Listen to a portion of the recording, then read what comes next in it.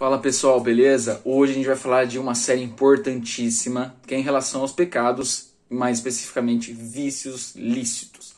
E hoje a gente vai fazer essa pergunta: jogar é pecado? Nesse estudo, então, a gente vai abordar algumas atividades que em si mesmas não são consideradas pecado, mas podem vir a ser quando se tornam vícios. Então a gente vai ver isso melhor e a gente separou alguns subtópicos aqui para facilitar a nossa compreensão. O primeiro deles é: o ato de jogar em si é pecado. Então, o que a palavra de Deus diz, né, de uma forma abrangente, geral? Assim como outros atos em si mesmos não são considerados pecados, entendemos que a prática em si de jogar não é pecado. Porém, a falta de controle da prática pode sim levar a pecar. E a gente coloca outros exemplos aqui para ilustrar, né, para você também usar para algumas outras atividades. E alguns exemplos aqui são: beber bebida alcoólica, comer, fazer exercícios, cuidar demasiadamente da beleza, né? Sempre acima do peso, precisa estar perfeito, então isso já é um indício, né? Da vestimenta, assistir seriado / filme, ir ao cinema, querer crescer profissionalmente e muitos outros. Geralmente são práticas que não são explicitamente escritas como atos pecaminosos. Isso para todas as outras que eu não citei aqui, que são várias, tá? Então a resposta para que estas não venham a se tornar pecado está na temperança. Então vamos ler aqui os versículos. Mas o fruto do Espírito é amor, gozo, paz, longanimidade, benignidade, bondade, fé, mansidão e temperança. Gálatas 5, 22. Porque vós, irmãos, fostes chamados à liberdade. Não useis então da liberdade para dar ocasião à carne, mas servi-vos uns aos outros pelo amor. Gálatas 5, 13. Então, o que a gente refletindo aqui a gente vê? Mesmo tendo essa liberdade para servir a Deus, não podemos confundir com libertinagem, como visto no estudo sobre salvação que a gente já teve. Então, ao contrário do que o mundo ou sociedade prega como liberdade, nós temos responsabilidade pelos nossos atos, inclusive nos sentimentos que esses atos geram no outro. Irmãos em Cristo ou não, os judeus ou não, não importa. Qualquer outro. Amar o próximo, como a ti mesmo, beleza? Então esses atos podem influenciar no relacionamento com Deus e no relacionamento com o próximo. Então é importante a gente entender isso também. Aqui, ó, um versículo, né, que mostra isso. Mas vede que essa liberdade não seja de alguma maneira escândalo para os fracos. 1 Coríntios 8, versículo 9. Então, o segundo tópico aqui é: a causa da falta de controle é uma coisa específica, uma fuga. Então, a gente entende que isso é uma fuga, né? Essas coisas que a gente não tem controle sobre si, né? E não são ilícitas, né? Mas podem passar a ser por causa de uma fuga. Então a gente começa a entender um pouco mais sobre isso. Então eu vou ler um versículo aqui. Todas as coisas me são lícitas, mas nem todas as coisas me convêm. Todas as coisas me são lícitas, mas nem todas as coisas edificam. 1 Coríntios 10, 23. Tá, beleza. Então qualquer ato, qualquer que seja, que vira objeto ou centro da sua atenção, e tudo na sua vida passa a girar em torno daquilo, temos um alerta gigantesco, né? Assim como, por exemplo, você começa a praticar algo e não tem controle e passa as horas fazendo aquilo, pode ter certeza que você já está em pecado. Então, como nós sabemos disso, Deus nos dá liberdade para servi-lo, porém nos ensina a examinar a nós mesmos, vermos o que nos edifica e o que nos afasta da sua perfeita comunhão. A falta de controle acontece porque nós estamos enfrentando tempos difíceis e é natural que isso aconteça. E aquilo que deveria ser lazer ou um entretenimento passa a ser uma fuga. Então não tem problema nenhum de ter lazer. Isso também, lazer, né? Também é para a glória de Deus. O problema é quando esse lazer ou esse entretenimento ou qualquer distração, né, passa ao nível de sequestrar totalmente, consciente ou de forma inconsciente, né, toda a sua atenção. Então uma distração é tão forte capaz de impedir que você sirva a Deus na sua plenitude, em todos os sentidos. Então isso é muito particular, é importante que você examine a si mesmo, né, como eu falei, né, para ver se exatamente isso, né, tá atrapalhando a sua vida. E é muito particular. Por causa disso, eu vou dar um exemplo aqui sobre o que aconteceu na minha vida para vocês terem uma ideia, né? Como eu falei em outros vídeos, eu tenho bastante problema com jogos, principalmente online, né, onde tem interação com outras pessoas. Então, desde criança, o jogo passou a tomar bastante parte do meu tempo, da minha vida, né? Então, eu ficava entediado muito fácil, daí eu ficava pensando, e aquilo me gerava uma certa distração, né? Então, jogar sequestrava o meu cérebro, a minha atenção, e isso meio que deixava um remédio para aqueles pensamentos que giravam em torno da minha cabeça, né? Então, apesar de eu ter um tempo de sobra, infelizmente eu estava investindo meu tempo em algo que tinha pouco ou quase nenhum aproveito. Então é interessante que meus pais perceberam as consequências e, preocupados, logicamente, acabaram limitando, né, o jogo somente aos finais de semana. Apesar do limite imposto, quando eu já estava me desintoxicando, né, quando eu voltava ali no final de semana, que é o limite que eles me deram, né, eu voltava a me mergulhar, reiniciando todo o processo de intoxicação.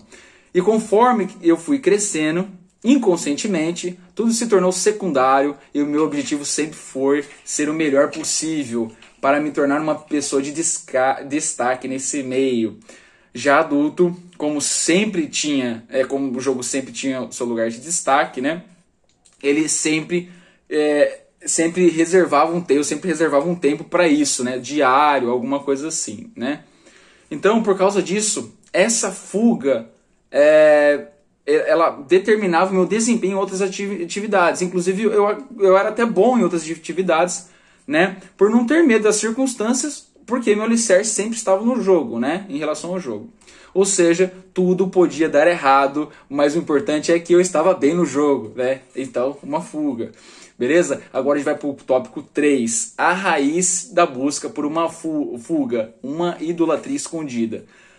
Sabemos o quanto a sociedade e até mesmo nossos familiares nos impõem, consciente ou não, né, algumas premissas do tipo ser bem-sucedido financeiramente, se destacar frente a outros profissionais, ser o melhor no que faz, né? E apesar de tudo isso, aparentemente ser bom, o problema é quando o meio se torna o fim. É quando se destacar ou ser um profissional capacitado seja tão somente para ser glorificado pelos homens. A raiz desse tipo de almejo geralmente está atrelada ao orgulho, então o que era para ser meio se torna fim. E esse orgulho muito provavelmente é pecaminoso, pois queremos parecer superiores aos outros. Então, olha só que importante, nossos pais querem ter orgulho dos nossos filhos desse tipo. Olha só, meu filho é médico e ganha super bem, né? Então, nós como cristãos devemos nos perguntar, para que eu quero me destacar? Essa é uma pergunta pertinente para a gente fazer, né, a si mesmo. E para que eu quero exercer um papel extraordinário na minha profissão? Essas são as premissas muito interessantes. E afinal, e a mais importante, é para quem vai essa glória? Então, se a resposta dessa última pergunta for qualquer outra coisa, que não seja para a honra e glória de Deus, pasmem, esta ambição é pecaminosa. Então você está dando glória para alguém ou para si mesmo. A gente vai ver isso melhor daqui a pouco. Isso não é nada mais que idolatria, então é um pecado, né? Então, inclusive você está se tornando o seu próprio Deus, né? Idolatria, né? Idolatrando a si mesmo. Está atrelado, inclusive, ao que a sociedade nos impõe como estima, como completude de uma carreira de sucesso. Ter poder ou influência, né? Irmãos, façamos uma reflexão. Que coisa mais sem sentido, né? Você ter por ter, conquistar por conquistar, a vida dura tão pouco. O que você tem granjeado, né? A gente tem que fazer essa pergunta para si mesmo. Para quem é tudo isso que eu estou fazendo? Alguns podem dizer, é para minha descendência, né? Tem muita gente que fala isso, né? Então, na verdade, não é. Vamos parar para pensar. Então, a gente acaba mentindo para si mesmo às vezes, né? Na verdade, aquele que diz isso, muito provavelmente, quer que lá na frente digam, nossa, que bom que os meus pais deixaram tudo isso para mim. Então, para quem vai a glória de novo, a glória vai para si mesmo. Então, a gente almeja esse reconhecimento, né? Então, Novamente, a gente percebe isso, novamente é uma idolatria, né? Vejamos esses versículos. E propôs-lhe uma parábola dizendo: a herdade de homem rico tinha produzido com abundância. E arrazoava ele entre si mesmo: que farei? Não tenho onde recolher os meus frutos. E disse: farei isto, derrubarei os meus celeiros, edificarei outros maiores, e ali recolherei todas as minhas novidades e os meus bens, e direi à minha alma: alma, tens em depósito muitos bens para muitos anos. Descansa, come, bebe e folga. Mas Deus lhe diz: louco, esta noite te pedirão a tua alma, e o que tens preparado para quem será? Assim aquele que para si ajunta tesouros e não é rico para com Deus. Lucas 12, do versículo 16 a 21. Aqui eu finalizo a reflexão, nessa reflexão que a gente fez aqui. Na verdade, aquele vício do jogo nada mais era do que uma busca incansável pelo sucesso. Eu queria ser o melhor naquilo que eu estava fazendo, queria que as pessoas me reconhecessem. Era isso que eu queria. Então nada mais é do que uma idolatria, né, escondida, como eu no centro de adoração. Então eu era, né, eu acabei querendo me tornar o meu próprio Deus e me idolatrar, a idolatrar a mim mesmo. Então nós vamos para o quarto tópico. Vocês estão vendo que a minha cachorra não para aqui de me encher o saco, né? Mas vamos lá. Quarto tópico. O desejo incansável nos mostra, esse desejo, né, de incansável de reconhecimento nos mostra que temos a necessidade de sermos reconhecidos, com essa sede de reconhecimento. Então, fomos projetados dessa forma. Então é natural que a gente tenha essa sede, eu preciso ser reconhecido. Porém, lendo as Escrituras, nós entendemos, né, que o único reconhecimento verdadeiramente bom e agradável vem somente de Deus. Porque este não se corrompe, não tem viés, não se ensoberbece, não tem segundas intenções. Ele não se corrompe com essa glória, porque ele é perfeito. Então, como os filhos de Deus, nossa maior ambição deve ser ouvir nosso próprio Pai do céu, o nosso Pai do céu, e eu vou ler esses versículos para vocês. Disse-lhe o Senhor: bem está, bom e fiel servo, sobre o pouco foste fiel, sobre o muito te colocarei. Entra no gozo do teu Senhor. Mateus 25, 23. Portanto, Deus inclusive nos chama para papéis de destaque. Isso é importante entender. Deus não quer que a gente, né, não tenha papéis de destaque, tenha poder de influência, mas Ele nos chama para que isso seja o meio no qual Ele se torna, né, o fim. A glória deve ser para Ele, porque Ele não se corrompe. Se eu sequestro essa glória, acho que eu tenho algum mérito em mim mesmo, eu não entendi nada do Evangelho. Tudo no final tem que apontar para Jesus Cristo, porque Ele é perfeito. Conforme a gente, né, melhora esse entendimento, nós entendemos que tudo aponta para Ele, né? Entendemos que todos os bens e maravilhas que podem acontecer nesta vida são apenas meios para que possamos glorificar a glória de Deus, a glória do Pai que está nos céus. Então, aqui a gente entende também, é sensacional, tudo que pedimos segundo a vontade dele nos é dado. Tudo é tudo mesmo, tá? Então vejamos esses versículos aqui.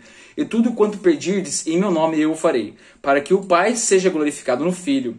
Se pedirdes alguma coisa em meu nome, eu o farei. João capítulo 14, 13 e 14.